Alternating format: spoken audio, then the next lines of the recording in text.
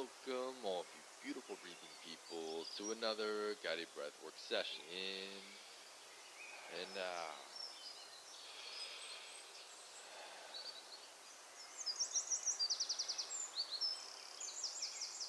exhale with a sigh,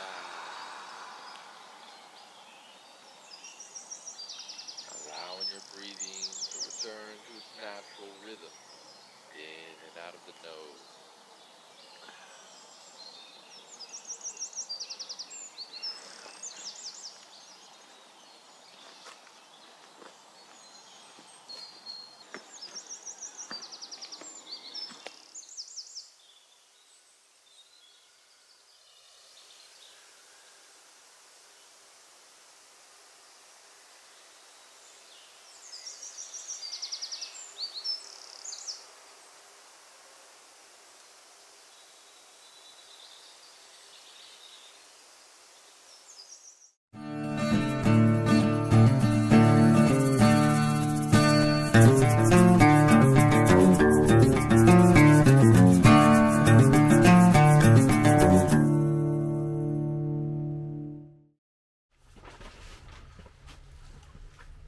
Hey guys, how's it going? Back for another episode at the Wellstead. It's just started raining.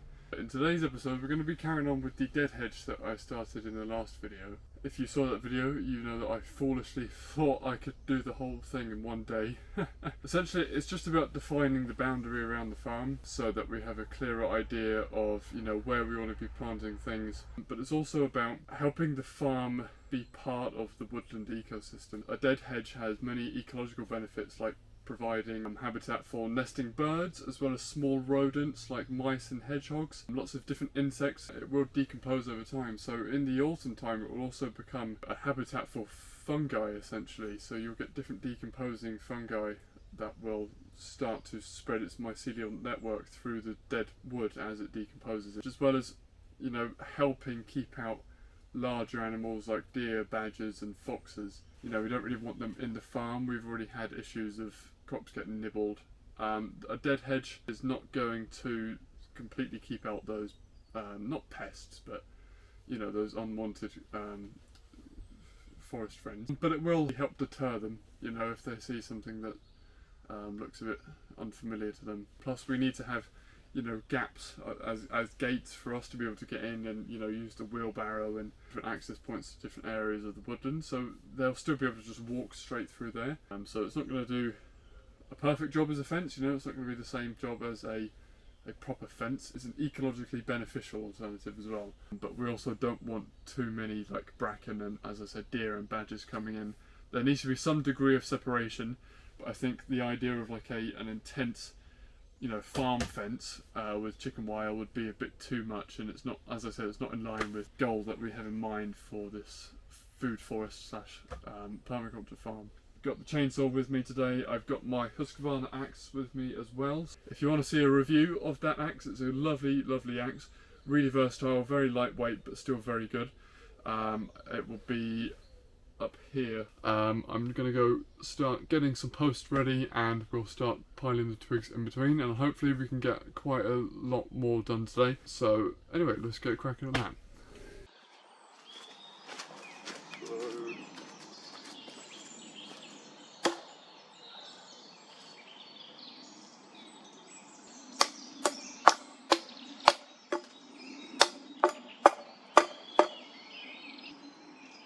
I could very easily lose a thumb doing this, so it's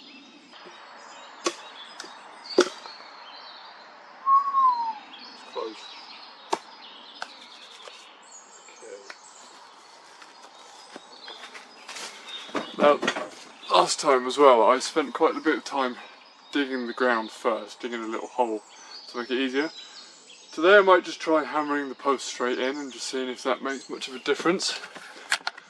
I'm also going to use thinner posts. What I might do is, there's quite a bit of hazel down on our driveway that needs clearing anyway, because we need to reopen our driveway a bit. So I might go cut some of that down and use hazel sticks instead, and then the thinner strands of hazel we can weave in between. But for now, let's see if I can just hammer the posts straight in with the maul, and then we'll go from there.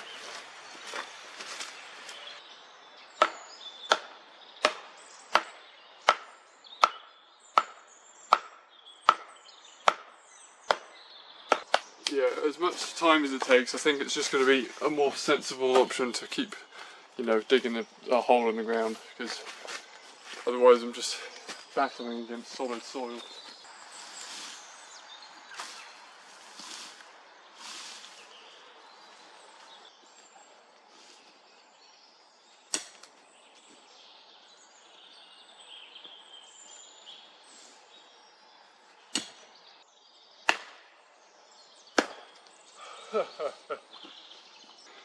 I know I just said that I was going to use thinner posts, but I'm using a sycamore at the moment. And the whole thing's just completely cracking down the middle.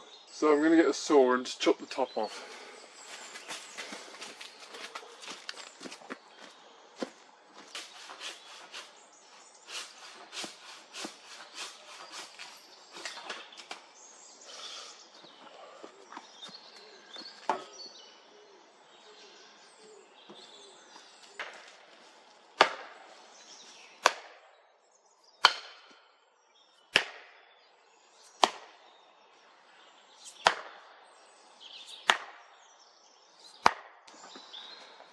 Well, the branch split about halfway down, but it's solid in there, so it's still going to do its job. Another great wood to use for these posts would be holly, but no, I don't want to be cutting down holly. It's a protected species and it's very ecologically important as well. So for now I'm going to continue with the rest of the laurel that I've got laid down here, and then I'm going to go cut some hazel down.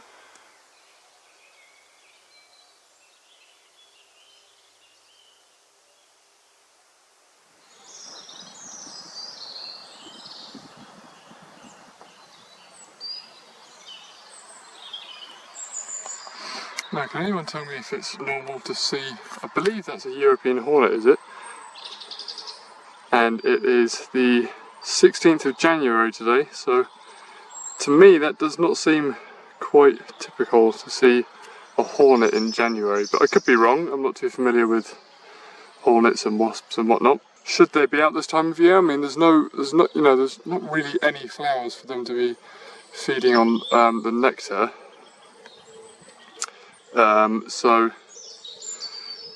I have heard that, you know, due to climate change and warmer temperatures or more inconsistent seasons, certain pollinators like bees and wasps and whatnot, and butterflies and even dragonflies can hatch from their eggs in winter due to warmer temperatures, and then obviously starve due to lack of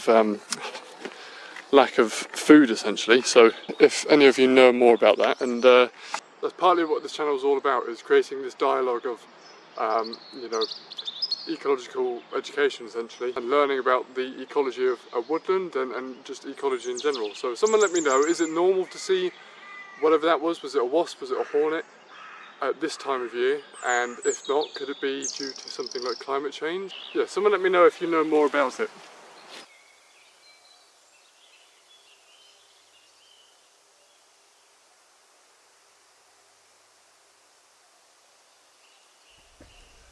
Alright, so we've got quite a bit done. We've got only the posts in for now, but you can see this whole area here has now got posts in. There is a mound of dirt there that I've had to sort of skip over for now, so there's a post missing in between those. I did these ones a little bit closer together than I was doing those ones, just because I figure it's going to use less branches because they're going to be sort of closer, more dense and stacked up. It's not completely straight, you can see it sort of veers off that way quite a bit. It's not the kind of build that really needs to be perfect. It's a dead hedge. It's going to be you know, decomposing over time. It's not a permanent fixture. I haven't put any concrete in the ground or anything. It's not like I've spent hours measuring posts and going out and buying them, so I can move them if needed. So here we've come up to this gate here, and then it's going to veer off around there, but I sort of went too far that way. So from this side, what I'm going to do is I'm going to actually use the gate as the first post, and for this area I'm going to use hazel or thinner branches like maybe sycamore, or I mentioned holly, but you know, I don't want to be cutting down holly. We've also got that massive Douglas fir branch there that came off of, where's it gone, that tree there, and I dragged that through to build that weird gate thing that I made. What I'm going to do with that, I'm going to fire up the chainsaw in a minute, I'm actually going to use that as a border for where we want the planting area to go. Now originally last year we did have square beds. However, you know, as part of the permaculture design, we don't really want these like super square defined beds. I think we'd rather just plant here and just see what happens. So this area here we're going to have wildflowers, which I have planted about 3,000 wildflower seeds, but I've seen nothing come through. And along the border right here where the dead hedge is, we're going to have, you know, flower bushes like lavender and rosemary coming up, so it sort of creates yet again a more a denser boundary. But I figured instead of having square beds, what I might do is I might use this Douglas fir limb here, and I'm going to place that from the corner of the polytunnel down to here. Now there was actually a path here before, but where we sort of took a back seat with all the farm stuff, then, you know, a lot of our progress has been lost now. So I'm going to use this to just mark sort of the start of the growing plot, but not necessarily to create a bed. And then what I would love is, I thought about this the other day, is where this path is here, it's right behind me, it goes straight down there to where that tree stump is. I would love to plant or build a living tunnel there using, again, something like willow or hazel or something, or plant things like honeysuckle, perhaps passion flower, wild grapes and other edible vines, climbing plants and climbing flowers for pollinators again. That's the idea for now, and we really want to get this whole place established by summer. So if any of you guys have any other tips, or, you know, perhaps advise against that, or any suggestions about other design ideas, then please let me know. So what I'm going to do is I'm going to abandon that for now because there's that big mound of dirt there. I'm going to cut this up and we'll carry on the dead hedge up this way, and then we've got nearly half of the perimeter done already. I've also got something else I need to do today, so I'm going to get on that in a bit. So I'm going to fire up the chainsaw now and we're going to get that done and go grab some hazel. Alright, so it needs refueling. I've got to take it easy because I was fiddling with the chain yesterday, and the screw that tightens and loosens the chain, it didn't quite go back into the position I wanted it to. It sort of loosened a bit, so I've just got to really watch the chain. I don't have any chaps with me or anything. I do have my chainsaw helmet and gloves, but, you know, if the chain comes loose at all, it's going to be a bit dangerous, so I do have to keep an eye out. For anyone wondering, our chainsaw is a Hyundai HYC 3816. It's nothing special, but, you know, it gets the job done. And we've recently had a new chain put on it as well, so I don't know anything about chainsaw maintenance or chain filing or anything like that. It's definitely something I'm going to have to teach myself. I'm also going to have to find a better way to do this in the future. Come on. There we go.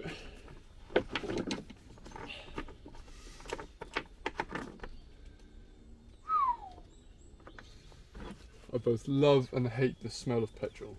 I don't know if you guys can relate to that. It's quite addictive, but it's also very, you know, intoxicating. Okay, that should be enough. Actually, let's just pour the rest in there.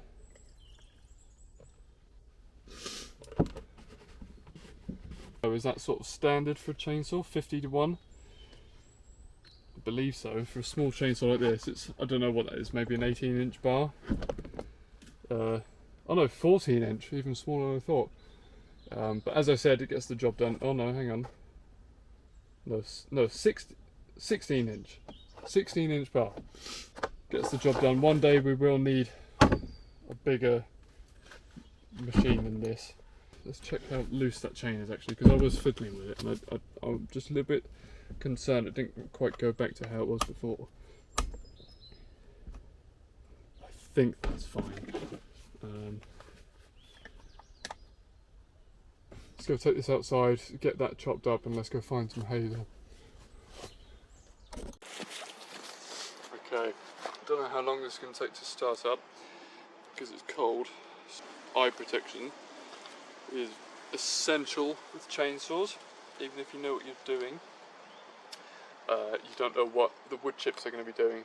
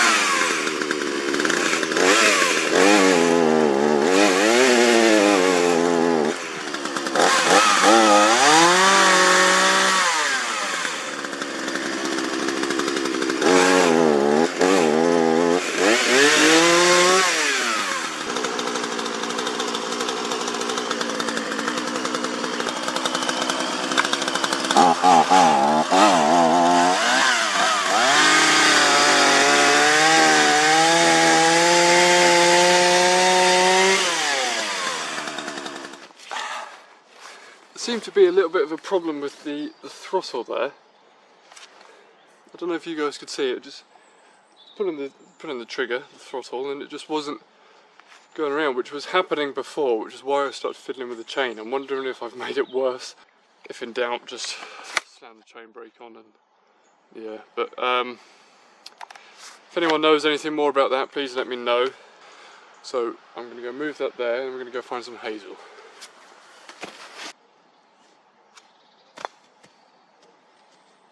It's literally just going to sit there as a border for where the planting area starts beyond there.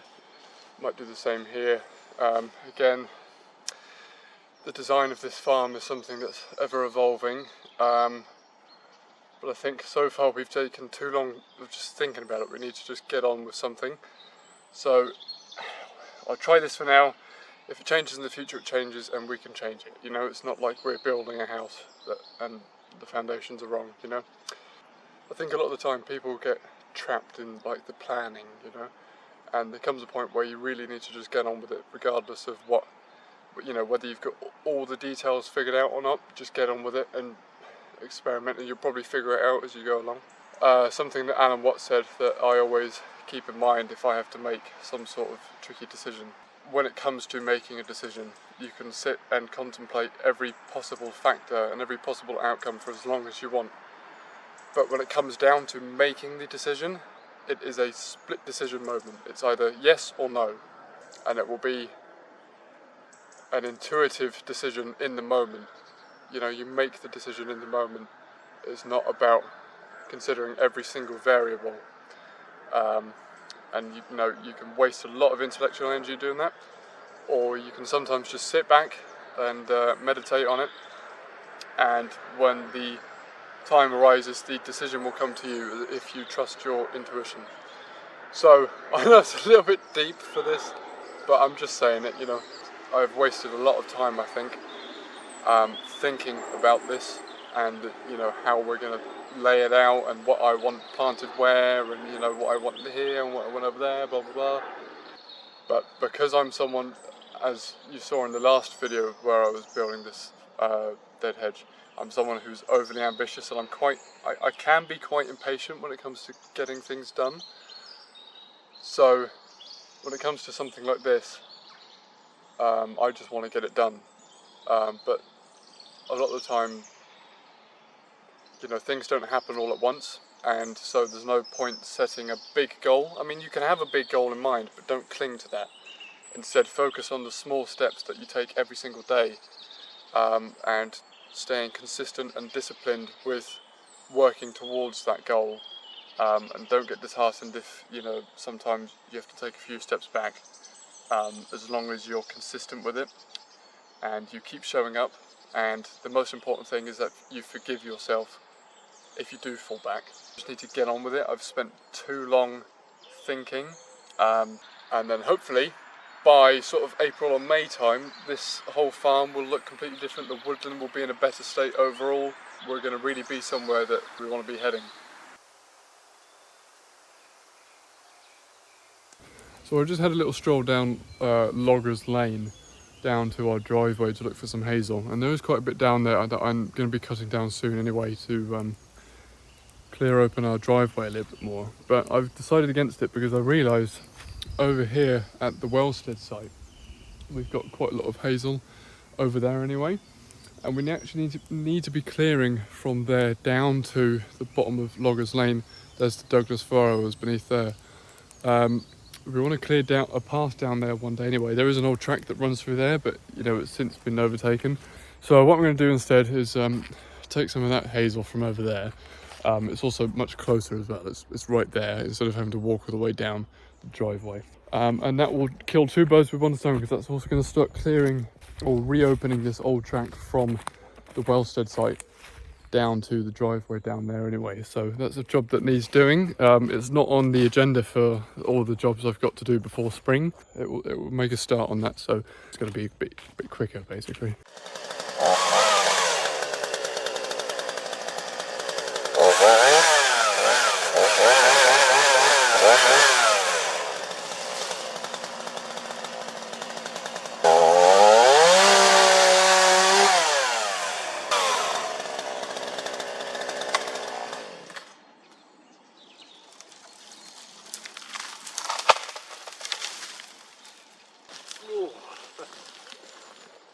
There you go. These are a bit thinner, but easy to work with, and they're green, so we're going to use these instead. That one limb up there just does not want to come down. It's all tangled up in the branches. This dead hedge, I don't want to be cutting down too many trees to make a dead hedge. You know, there's plenty of woody debris around the woodland, but as I said, this area sort of needs clearing anyway. But hazel is a plant that needs coppicing anyway. I believe it naturally coppices, so a sustainable woodland management practice is to coppice the hazel, which actually helps new shoots come through in the spring and summer. So it's not like, as I said, it's not like I'm going around chopping down perfectly healthy trees. So in this case, I don't mind using the hazel.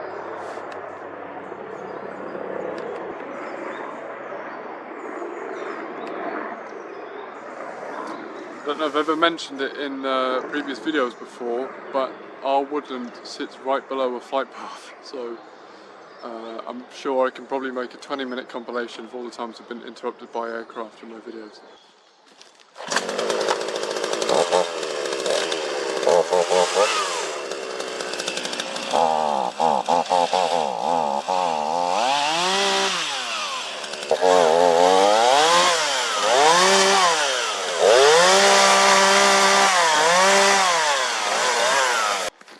Perfect piece. It's got that join of the main stem and this little branch coming off the side, so it's going to be really easy to hammer into the ground.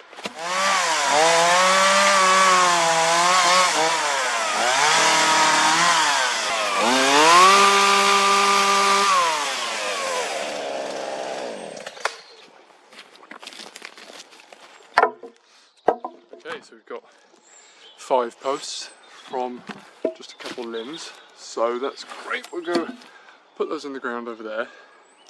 This time I'm going to be heading from the gate up to, up the hill, and I'm going to get back to that side one day. You can't see what I'm pointing at, so there's no point me doing it. They just have to work, and these are all lovely and straight, and they're going to be really nice to work with because they're green.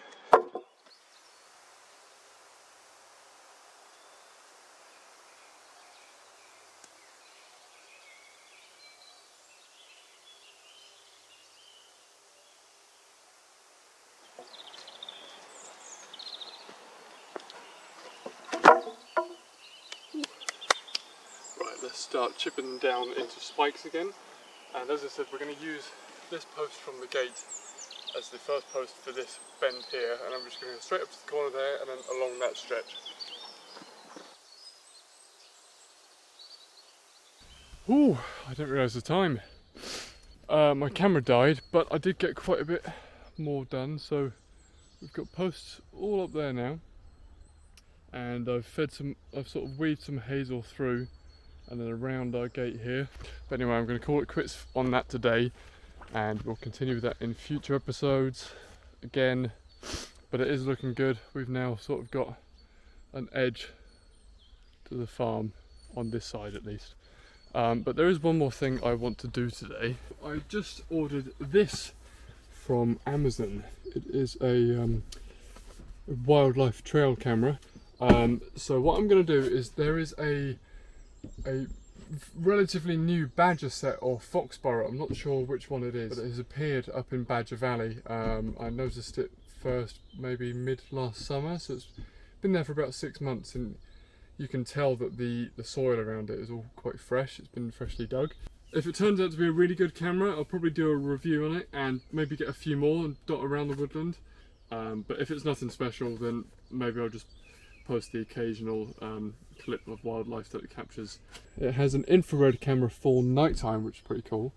The camera is supposedly 4K 60 megapixels, so presumably as good quality as this Osmo camera, but we'll have to wait and see about that. Okay, so there's the camera. You open it up and it's so it says it's IP66 waterproof. I'm not sure what that means.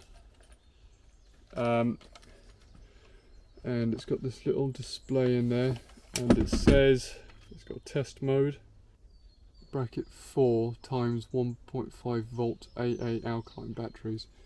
I really hope it's not battery powered, because I just had it on charge, but I had it plugged in all night, so let's see. Oh, it might be battery powered. Yep, I did not see that. Anyway, we've got one of those now. I will get some batteries in it and bring it down next time I'm here. It's also got a moose engraved into the box in there, which is quite cool. But that's a shame, guys. I was looking forward to strapping that up on a tree today, but I will do that in the next video instead. All will be revealed at a later date, but for now it's getting pretty late, and I know it's getting late because the birds start singing a bit louder this time of day. But as for today, made a little bit of progress again. We went round there and we did this. So, you know, given enough time and with the right tools available, it's not as slow a process as it was last week. But I'm just walking up here now to get to the badger set or foxborough that I was talking about, a hole of some kind. There's another one there by that tree. And now you can see here there's a wildlife trail right here. So if we follow this, more badger sets or foxboroughs down there. And now here we are. There are 2 fresh holes that have appeared since last summer.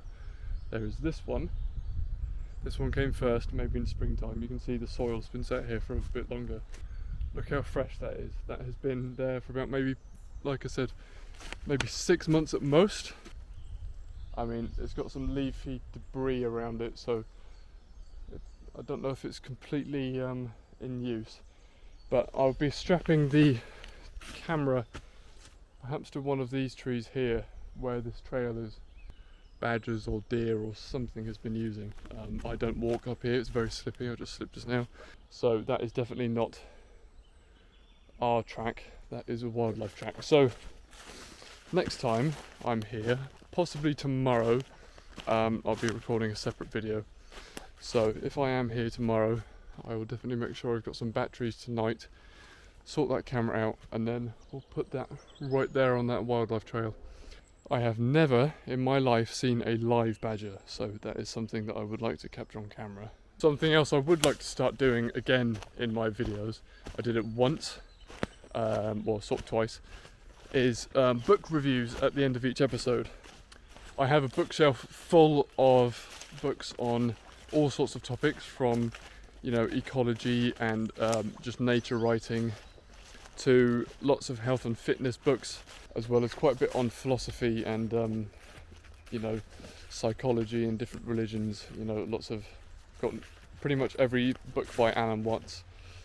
Joseph Campbell's another favourite of mine, and of course the great works of philosophy like the Tao Te Ching, different books on Stoicism. So that's something I'm going to start trying to remember to do as well. Bring a book with me every time that I'm here, and then sit down for 5 or 10 minutes and just talk about it. Some of the best books I've read on those sorts of topics include Wilding by Isabella Tree. I've talked about that a lot in my videos.